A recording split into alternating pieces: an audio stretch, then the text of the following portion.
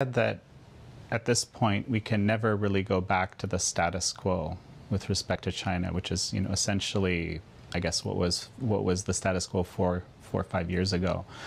I guess the question is, I think you're the 70th Secretary of State. There's a larger turnover than presidents. I joke about that all the time. So, well, what can ensure that this type of approach to the Chinese Communist Party is maintained whenever it is that the next rotation happens? I think people all across the world aren't going to let this happen. I certainly think Americans are now more attuned to this threat. For a long time, America's leaders denied that this was taking place. So I think people couldn't see it or feel it, or their leaders were telling them, no, it's okay if they steal millions of jobs from people in Kansas or Iowa who invented something, or they steal some technology invented in the Silicon Valley or in the Boston corridor. American leaders said, that's okay, we're going to go make a pretty penny. Don't worry. Those days are gone. I think people saw, too, with this Wuhan virus, I think they saw the nature of the regime up close all across the world.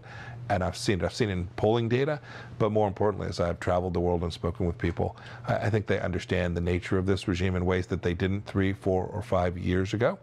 I think we are in part responsible for that, but no one's going back.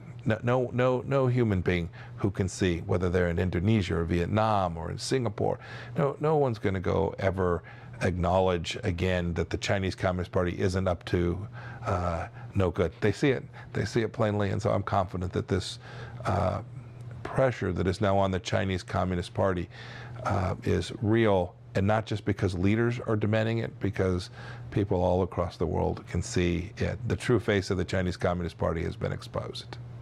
I'm inclined to believe that. I've certainly seen a lot of shifts in thinking, but then I'm scratching my head here at this agreement on a EU-China treaty that, of course, I'm sure you're extremely aware of. I think you've even said that people in Brussels told you we're not going to go back to the status quo.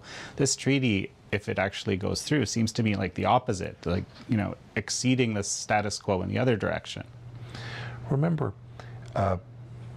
trading with China is okay. If they're selling us widgets and we're purchasing widgets and it's fair and equitable and on a reciprocal basis. If an American company or a European company can invest in China with the same rules that they can invest here, and it doesn't impact American national security, that's fine. What we can't do is what the world can't do, is what we've done for 50 years. Which is every time the Chinese demand an exception, whether that's an exception in national security policy or a set of trade rules at the WTO, or they, the World Health Organization is interesting, but frankly, we're just simply not going to do what they asked us to do, and we'll co-opt them and politicize them. Those are the things we have to stop. We can't continue to bend a knee to the Chinese Communist Party in the way that we have for 50 years. They will take advantage of that. They will do what General Secretary Xi Jinping says he wants to do. So they will create a hegemonic capacity to have vassal states all across the world. That's not tolerable.